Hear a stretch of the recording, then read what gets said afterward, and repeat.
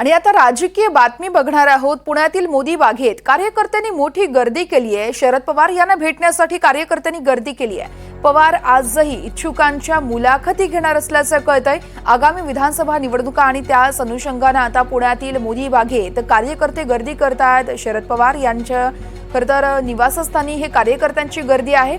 शरद पवार आज देखील इच्छुकांच्या मुलाखती घेणार आहेत। पवारांना भेटण्यासाठी कार्यकर्त्यांनी मोठी गर्दी केली आहे। शरद पवार यांच्या पुण्यातील मोदी बाग या निवासस्थानी कार्यकर्त्यांनी मोठी गर्दी केली आहे। पवारांना भेटण्यासाठी कार्यकर्ते गर्दी करतायत। या संदर्भात रेवती हिंगवे आमच्या प्रतिनिधी आपल्याला अधिक माहिती देत आहेत। रेवती, काय कळतंय, कोण कोण येतंय शरद पवार यांच्या मोदी बागेत? कारण मोठ्या प्रमाणात आता आपल्याला बघायला मिळतं इच्छुक देखील उमेदवारीसाठी इच्छुक आहेत ते देखील शरद पवार यांच्या भेट घेत आहेत। त्यामुळे आता नेमक्या काय काय घडामोडी घडतात शरद पवार यांच्या पुण्यातील निवासस्थानी?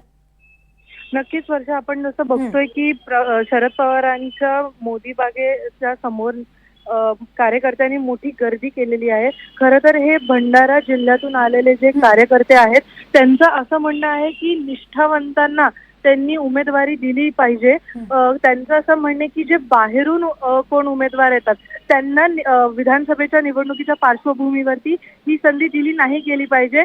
जे तिकडचे निष्ठावंत लोक आहेत पहिल्या दिवसापासून जे शरद पवारांसोबत आहेत त्यांना यावेळेस विधानसभेची उमेदवारी दिली गेली पाहिजे। वर्षा, निश्चितच रेवती, या संदर्भातले प्रत्येक अपडेट जाणून घेत राहू। तुर्तास धन्यवाद।